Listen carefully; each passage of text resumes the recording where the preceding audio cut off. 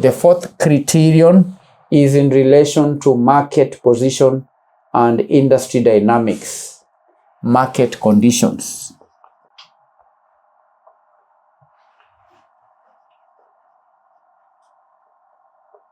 Market conditions and industry dynamics. Market conditions or position. Market position.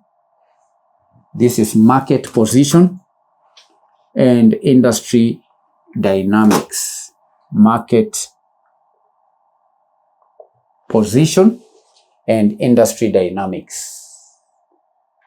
This means understanding the target standing within its industry and the broader market trends is also crucial. So before acquiring a target, it's important for the acquirer to consider the market position of the target.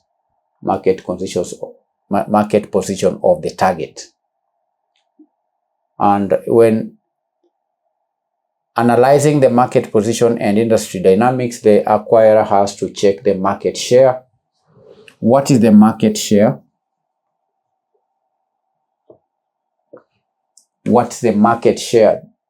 Because a strong market position or leadership in a niche can be highly attractive. So before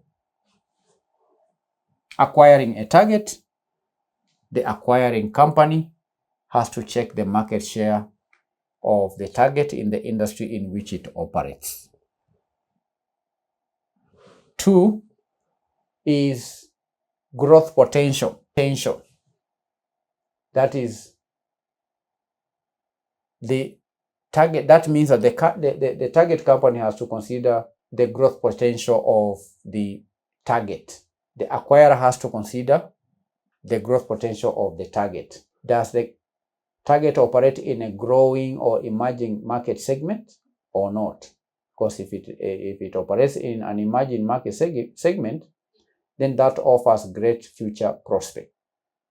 Analyze the competitive landscape. The acquirer has to analyze the competitive landscape, understanding the target's competitive advantages, barriers to entry, and how it differentiates itself. And how it does what? It differentiates itself. Furthermore, candidates, the acquirer has to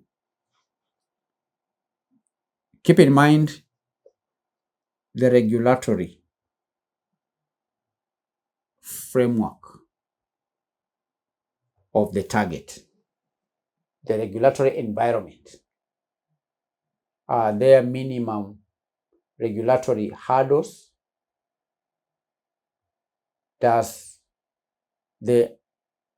Will the merger come with the favorable legal requirements? So here we are talking about minimal regulatory hurdles and a favorable legal landscape, which can simplify the integration process.